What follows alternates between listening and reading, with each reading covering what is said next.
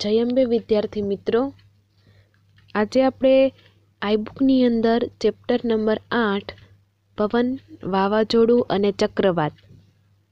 તો આઈબુકની અંદર આપણે ક્વેશ્ચન નંબર 3, હવા ચારે બાજુથી દબાણ કરે છે તે દર્શાવતો પ્રયોગ તમારે કરવાનો છે. તો આ પ્રયોગનો હેતુ હવા ચારે બાજુથી દબાણ કરે છે તે સાબિત કરવું. તો આ પ્રયોગ માટે તમારે કઈ વસ્તુની જરૂર પડશે? પતરાનો ડબ્બો, પાણી, બન્સન બર્ન, ત્રિપાઈ, ધાતુની ડીશ.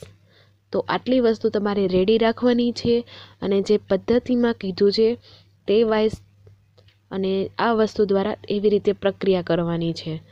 તો પહેલાં તમારે જે તમે પતરાનો ડબ્બો લીધેલો છે એને આ પ્રયોગની અંદર લેવાનો છે. તો તમારે પહેલાં પતરાનો ડબ્બો જોઈશે, પછી આ ડબ્બાની અંદર તમારે અડધા ભાગ સુધી પાણી ભરવાનું છે અને પછી તમારે આ ડબ્બાને આ બર્નર છે એની ઉપર મૂકવાનું છે. જેમ તમને આકૃતિમાં આપેલું છે એવી જ રીતે તમારે ડબ્બાને આ બર્નર ઉપર મૂકવાનું છે અને એની અંદર તમે અડધો ભાગ સુધી પાણી ભરેલું હશે.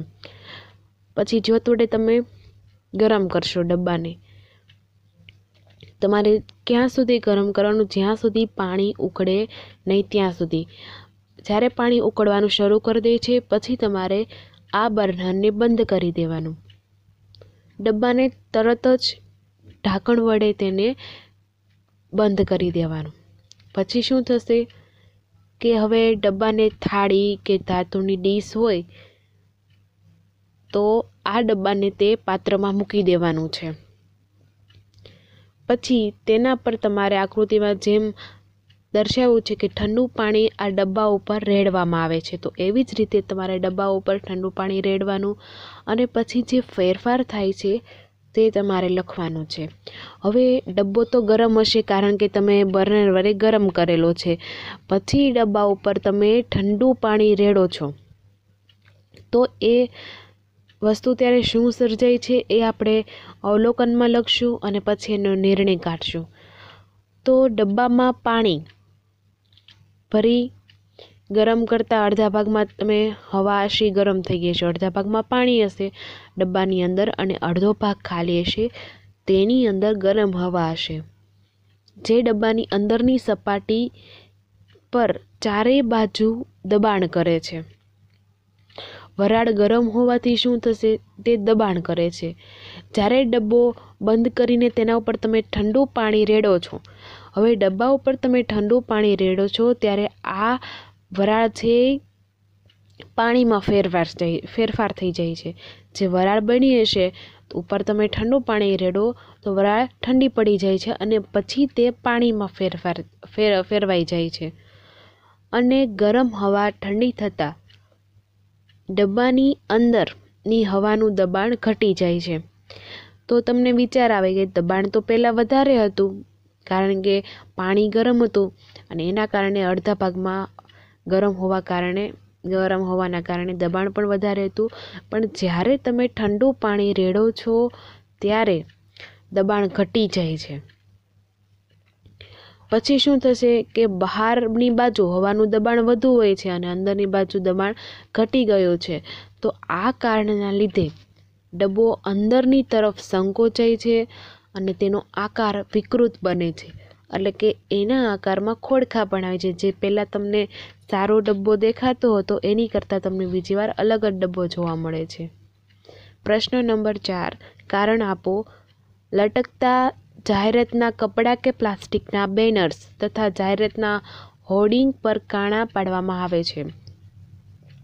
હવે આ જે લટકતા જાહેરાતના કપડાં કે પ્લાસ્ટિકના બેનરો હોય તો ત્યાં વધુ પડતી હવા અથવા પવનના કારણે ઉડી જવા કે ફાટી જવાનો ભય રહે છે. તો આ પવન છે એ બર્નર અને તથા હોલ્ડિંગ પર દબાણ ઉત્પન્ન થાય છે. જ્યાં તમે બર્નર બાંધેલા છે, બેનરો બાંધેલા છે, હોલ્ડિંગ કરેલું છે ત્યાં દબાણ ઉત્પન્ન થાય છે. તો આ દબાણ ઉત્પન્ન થતું હોય તો એને ઘટાડવા માટે તમારે શું વિચારવું જોઈએ કે તે પવન ત્યાંથી પસાર થઈ જાય એવું કંઈક કરવું જોઈએ. તો આના કારણે જ લટકતા જાહેરાતના કપડાં કે પ્લાસ્ટિકના બેનરો છે તમારે ત્યાં હોલ્ડિંગ પર કાણા પાડવામાં આવે છે। 12મો ક્વેશ્ચન, ગરમ થવાથી હવાનું કદ વધે છે તે તમારે સાબિત કરવાનું છે। તો હેતુ શું થશે? ગરમ થવાથી હવાનું કદ વધે છે, તો એ માટેની સામગ્રી છે બીકર, કસનળી, ફુગ્ગો અને મીણબત્તી।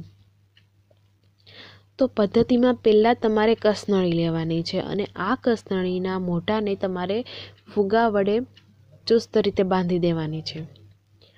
પછી બીકરની અંદર ગરમ પાણી લેવાનું છે અને આ જે ફુગ્ગો બાંધેલી કસનળી છે એ તમારે બીકરની અંદર મૂકી દેવાનું છે અને પછી અવલોકન કરવાનું છે। હવે તમે કસનળીને બહાર કાઢી લો, બરોબર? તો બીકરમાં બીજું બીકર હશે, એમાં તમે ઠંડુ પાણી લઈ લો, બરફનું પાણી લઈ લો તો પણ ચાલે, અને તેમાં તમારે કસનળી મૂકવાની છે અને પછી ફુગ્ગાની અંદર શું થાય છે તે વસ્તુ જોવાની। જ્યારે તમે કસનળીને ગરમ પાણીમાં મૂકો ત્યારે ફુગ્ગાના કદમાં વધારો થાય છે, તમને આકૃતિમાં પણ જોવા મળે છે। ત્યારે શું થશે કે હવાનું કદનું પ્રસરણ થાય છે, કદ પ્રસરણ થાય છે અને એ જ કસનળીને જ્યારે તમે બરફમાં મૂકો ત્યારે ફુગ્ગો સંકોચાઈ જાય છે। આના કારણે તેની હવા, અંદરની હવા ઠંડી પડતી જાય છે, એટલે કે હવાના કદમાં ઘટાડો થાય છે। તો આના પરથી તમે નિર્ણય શું લઈ શકો કે હવા ગરમ કરતાં તેનું કદ પ્રસરણ થાય છે અને ઠંડી પડતાં તે મૂળ કદ પ્રાપ્ત કરે છે। પછી આપણે જોઈએ પ્રશ્ન નંબર 20, ટૂંક નોંધ છે। ધ્રુવ પ્રદેશો વિષુવવૃત્તીય પ્રદેશોના હૂંફાળા ગરમ પ્રદેશો વચ્ચે પવનનો પ્રવાહ। હવે વિષુવવૃત્તીય પાસેના પ્રદેશો ત્યાં સૂર્યપ્રકાશ વડે મહત્તમ ગરમ થાય છે। વિષુવવૃત્તીય એટલે કે જે વચ્ચેનો વૃત્ત આવે, ઉપર કર્કવૃત્ત, વચ્ચે વિષુવવૃત્ત અને નીચે મકરવૃત્ત હોય, તો આપણે બધા વિષુવવૃત્તમાં આવીએ તો એ સૂર્યપ્રકાશ વડે મહત્તમ રીતે ગરમ થાય છે, વધુ પ્રમાણમાં ગરમ થાય છે। તો તે વિસ્તારોની હવા છે એ પણ ગરમ થાય છે અને ગરમ થયેલી હવા ઉપર ચડે છે અને તે 0થી 30 અક્ષાંશના પ્રદેશોના બંને બાજુના પટ્ટામાં ઠંડી હવા આવેલી હોય છે અને આ ઠંડી હવા છે વિષુવવૃત્ત તરફ આવવા લાગે છે। તો આ વસ્તુ તમને ખ્યાલ ન આવે તો તમે આકૃતિ દ્વારા પણ સમજી શકો છો। વિષુવવૃત્તનો ભાગ એટલે કે વચ્ચેનો ભાગ થાય, તે ભાગમાં ગરમ હવા હશે, ઉપર ચડશે હલકી હોવાના કારણે, અને જે 0થી 30 અક્ષાંશ વચ્ચેનો જે પટ્ટો હશે એની અંદર જે પ્રદેશો આવેલા હશે તો ત્યાંની ઠંડી હવા છે વિષુવવૃત્ત પર આવી જાય છે, કારણ કે ત્યાં જગ્યા ખાલી પડી છે, ત્યાંની હવા ગરમ થવાથી ઉપર ચડી ગઈ છે, તો બાજુમાં જે ઠંડી હવા છે એ વિષુવવૃત્ત પર આવી જાય છે। તો પવનના આ ફૂંકાવાની જે દિશા છે એ ઉત્તર અને દક્ષિણ દિશાથી વિષુવવૃત્ત તરફની હોય છે, એટલે કે વિષુવવૃત્ત તરફ બધા પવનો આવતા હોય છે। તો ધ્રુવ પ્રદેશો પાસેની હવા છે લગભગ 60 ડિગ્રી અક્ષાંશવાળા પ્રદેશો કરતાં ઠંડી હોય છે। તો અહીંયા એમ કીધું છે કે ધ્રુવ પ્રદેશ તો ઠંડો જ હોય છે, તો ત્યાં હવા ઠંડી જ હોવી જોઈએ, બરોબર? પણ અહીંયા એમ કીધેલું છે કે ધ્રુવ પ્રદેશો પાસેની હવા છે લગભગ જે 60 ડિગ્રી જેટલો અક્ષાંશ ધરાવે છે તે પ્રદેશો કરતાં ઠંડી હોય છે, કારણ કે ત્યાં બરફનું વાતાવરણ હોય છે અને આ અક્ષાંશ આગળની ગરમ હવા ઉપર ચડે છે।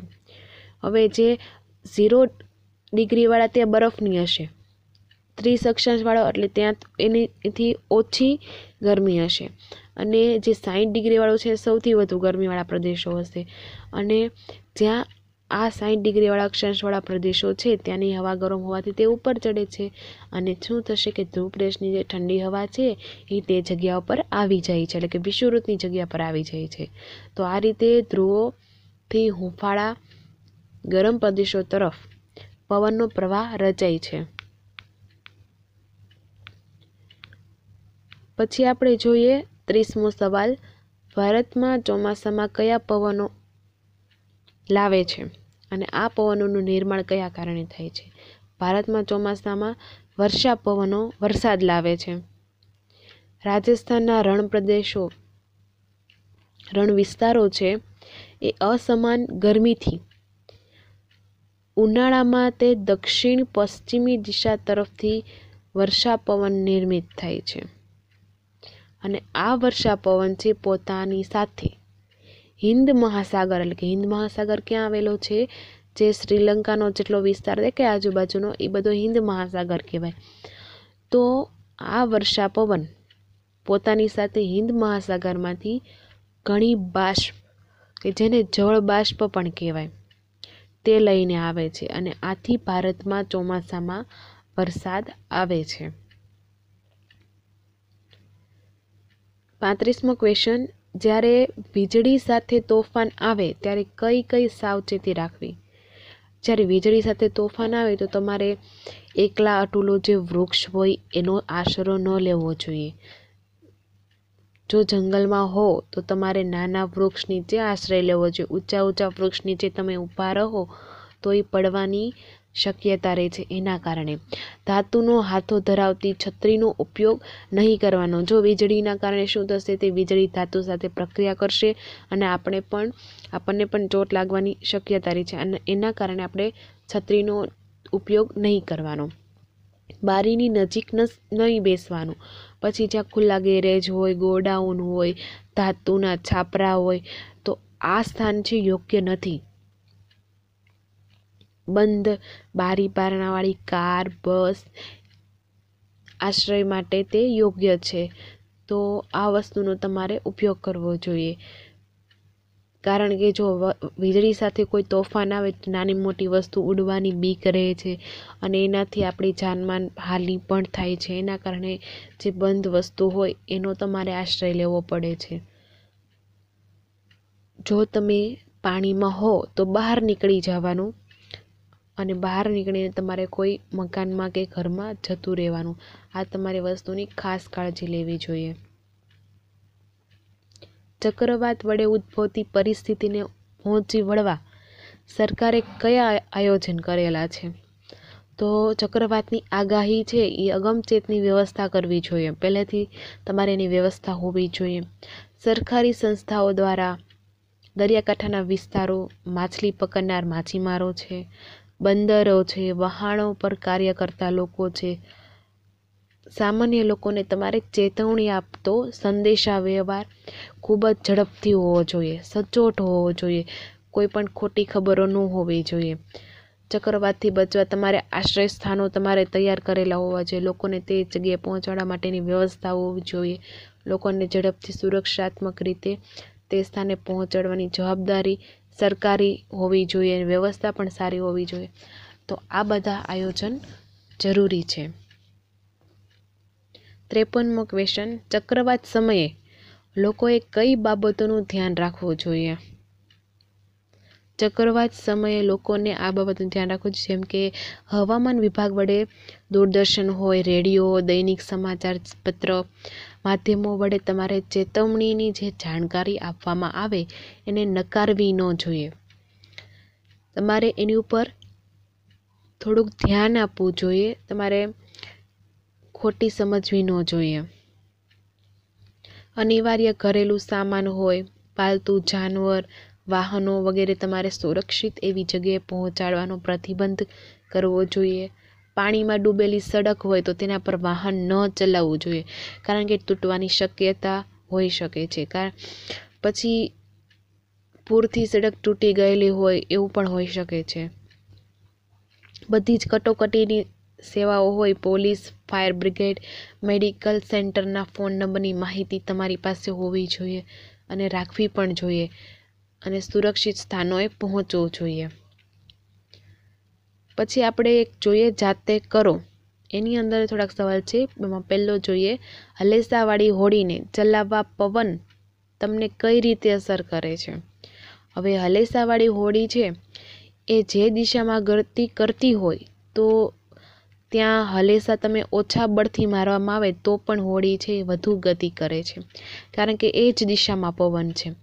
જો તમે પવનની વિરુદ્ધ દિશામાં હોડી ચલાવતા હોય તો તમને એક અવરોધ રૂપ લાગે છે, ચલાવવામાં થોડીક મુશ્કેલી સર્જાય છે અને તમારી હોડીની ગતિ પણ ધીમી પડી જાય છે. તો આવી રીતે અસર કરી શકે છે. બીજો ક્વેશ્ચન, પવનના પ્રવાહની દિશા કેમ ઉત્તરથી દક્ષિણ કે દક્ષિણથી ઉત્તરની હોતી નથી? હવે પવન ફૂંકાવાની દિશા છે ઉત્તર અને દક્ષિણ દિશામાંથી વિષુવવૃત્ત તરફની હોય છે, કારણ કે ધ્રુવ પ્રદેશમાંથી હુંફાળા પ્રદેશો વચ્ચે પવનનો પ્રવાહ રચાય છે. આ ક્વેશ્ચન તમે આગળ જોઈ લો. ધ્રુવ પ્રદેશથી હુંફાળા પ્રદેશો એટલે કે જે વિષુવવૃત્તવાળા પ્રદેશો છે એની બેની વચ્ચે પવનનો પ્રવાહ રચાય છે. પવનના પ્રવાહની દિશા છે ઉત્તર દક્ષિણ દિશામાં, ઉત્તરથી દક્ષિણ કે દક્ષિણથી ઉત્તર તરફની હોવી જોઈએ, પરંતુ પૃથ્વીના પરિભ્રમણના કારણે તેની દિશામાં ફેરફાર થાય છે. એના કારણે ઉત્તરથી દક્ષિણ કે દક્ષિણથી ઉત્તર હોતી નથી પ્રવાહની દિશા. મેઇન કારણ શું છે? પૃથ્વીનું પરિભ્રમણ. એટલે કે પૃથ્વી છે એ સૂર્યના ફરતે પરિભ્રમણ કરે છે, પ્રદક્ષિણા કરે છે એમ કહી શકાય. અને ધરીભ્રમણ એટલે કે તે પોતાની જ ધરી પર ગોળ ફરે છે, એને ધરીભ્રમણ કહેવાય. અને જ્યારે સૂર્યની ફરતે ફરે છે અને પરિભ્રમણ કહેવાય. ત્રીજો ક્વેશ્ચન, ગાજવીજ સાથેનું વાવાઝોડું ચક્રવાતમાં કઈ રીતે પરિણમે છે? તો આપણે જોઈએ કે પાણીની વરાળ બનવા માટે તમારે ઉષ્માની જરૂર પડે છે. તમે પાણી છે તમે એને ગરમ કરો તો જ એ વરાળમાં રૂપાંતર પામે છે, એટલે કે ઉષ્માની જરૂર પડે છે. વાદળની રચના થતાં પહેલાં પાણી વાતાવરણમાંથી ઉષ્મા શોષીને તેને વરાળમાં રૂપાંતર પામે છે. જ્યારે પાણીની વરાળ ફરી પાછી પ્રવાહીમાં રૂપાંતર પામે ત્યારે તે વરસાદના સ્વરૂપે જમીન પર આવે છે. તો તે વાતાવરણમાં ઉષ્મા પાછી ફેંકી દે છે. વાતાવરણમાં આ છોડાતી ઉષ્મા છે એ આજુબાજુની હવાને ગરમ કરે છે. તો આના કારણે શું થશે કે આમ થતાં કે વાવાઝોડાના કેન્દ્રમાં વધુ હવા આવી જાય છે અને આ ચક્રનું પુનરાવર્તન થાય છે. આવી જે શ્રેણીબદ્ધ ઘટના છે એ શ્રેણીબદ્ધ ઘટના બનતી જાય એના કારણે ઓછા દબાણવાળું ક્ષેત્ર રચાય છે. જ્યારે ઓછા દબાણવાળું ક્ષેત્ર રચાય એના કારણે આસપાસના ઝડપી પવનો ઘૂમાવા લાગે છે, એટલે ગોળ ગોળ ઘૂમવા લાગે છે અને હવામાનની એવી પરિસ્થિતિ સર્જાય છે કે જેને ચક્રવાત કહે છે. તો ચક્રવાતના નિર્માણમાં પવનની ઝડપ, પવનની દિશા, તાપમાન, ભેજનું પ્રમાણ આ અગત્યનો ભાગ ભજવે છે. તમારા ગામ કે શહેરમાં ચક્રવાત ચાલી રહ્યો હોય તો તમારા પડોશીને તમે કઈ રીતે મદદ કરશો એ વસ્તુ લખવાનું છે. જો ચક્રવાત ચાલી રહ્યો હોય તો તમારે એને સલામત સ્થળે પહોંચાડવું જોઈએ, એને મદદ કરવી જોઈએ, અથવા મુશ્કેલી ન થાય એને સલામત સ્થળે પહોંચાડીશું એવી રીતે લોકોને કહેવું જોઈએ. પછી તમારે રેડિયો, ટેલિવિઝન, વર્તમાનપત્રોનો જે માહિતી આવતી હોય તે માહિતીથી તમારે જાણકાર રહેવું જોઈએ. ચક્રવાત સંબંધિત સમાચાર હોય એ પડોશીને પણ માહિતગાર તમારે કરવા જોઈએ. જીવન જરૂરિયાત ચીજ વસ્તુને જરૂર પડે તો એની આપ-લે પણ કરવી જોઈએ. તો આવી રીતે તમે મદદ કરી શકો છો. 5મો ક્વેશ્ચન, આધુનિક ટેકનોલોજી ચક્રવાત સામે સુરક્ષા આપવામાં કઈ રીતે મદદરૂપ રહે? હવે આધુનિક ટેકનોલોજી વિશે કહેવાનું છે. જ્યારે ચક્રવાત દરિયાની કિનારે નજીક આવી ગયો હોય તો એને દર કલાકે અથવા દર અડધી કલાકે તમારે તેની પ્રગતિ, તેની દિશા માટેના તમારે સંદેશા પ્રસારિત કરવા પડે. તમારે બધા માછીમારોને જાણકાર માટે તમારે આ બધી વસ્તુ રેડિયો દ્વારા, ટેલિવિઝન દ્વારા, સમાજપત્રો દ્વારા તમારે એની વસ્તુ કહેવી જોઈએ. પણ કલાકે સમાચાર પત્રોમાં પોસિબલ નથી તો તમારે ટેલિવિઝન દ્વારા, રેડિયો દ્વારા તમારે એને માહિતગાર કરવા પડે છે. અનેક રાષ્ટ્રીય અથવા આંતરરાષ્ટ્રીય સંસ્થાઓ હોય ચક્રવાત સાથે સંબંધિત કટોકટીનું સતત નિરીક્ષણ કરતી હોય છે. તો આ બધું જ આધુનિક ટેકનોલોજીના કારણે શક્ય બન્યું છે. પરિણામે આ અંગેને તમારે યોગ્ય પગલાં લઈને જાનહાનિ થતી હોય તો તમે એને અટકાવી શકો છો. આ ચેપ્ટર અહીંયા પૂર્ણ થાય છે.